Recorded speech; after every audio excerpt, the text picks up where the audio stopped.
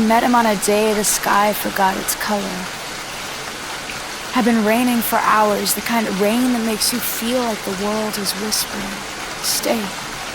I was standing outside the bookstore, fumbling with a broken umbrella when he offered me his no words, just a gesture and a smile. I never got his name that day. But he returned every Friday at 5, always near the poetry section, always pretending not to notice I was pretending too. Eventually we spoke not about love or life, just about books and weather and why he liked silence more than noise. He said silence is honest. I told him it was lonely. He laughed. I fell in love with the sound. His name was Elijah. He wore old boots and smelled like cedarwood in winter. And when he looked at me, it was like he saw the parts of me I kept buried without asking me to unearth them.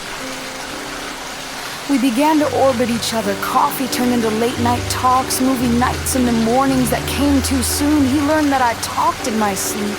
I learned he hummed when he was anxious. We were clumsy, careful, and impossibly connected.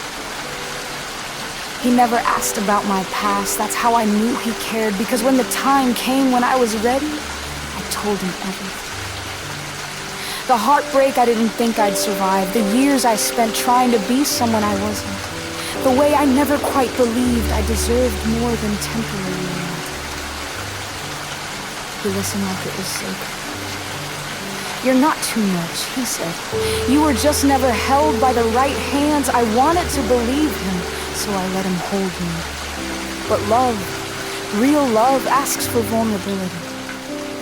And I wasn't always brave. Some nights I'd pull away without reason, build distance like armor. He never raised his voice, never walked out. But I saw it in his eyes, the weight of loving someone still learning how to be loved. One night I asked him why stay. He looked at me, all softness and storms, "Because you're worth the wait, even on your worst days." That night, I cried into his chest, and something inside me softened.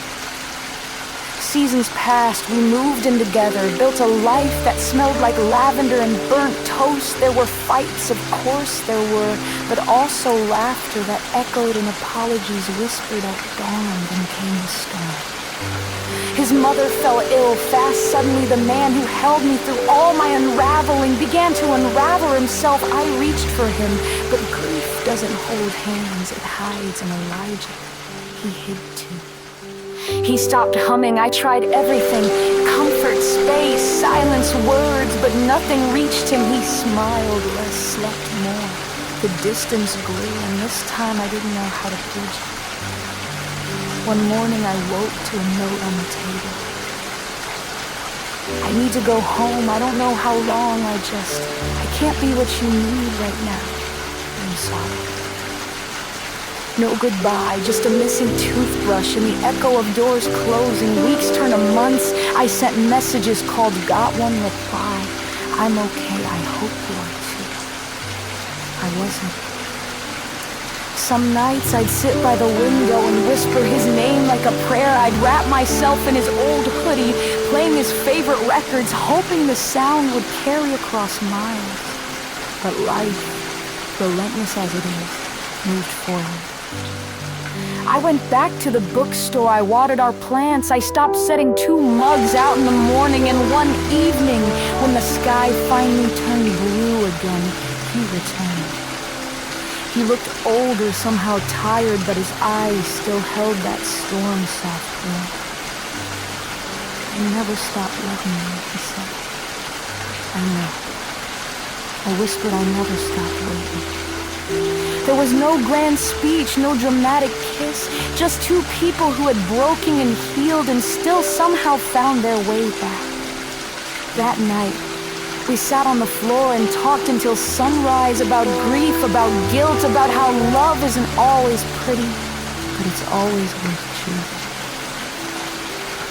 And I chose him again. Not because he left, but because he came back. And this time, when I reached for him, he reached back.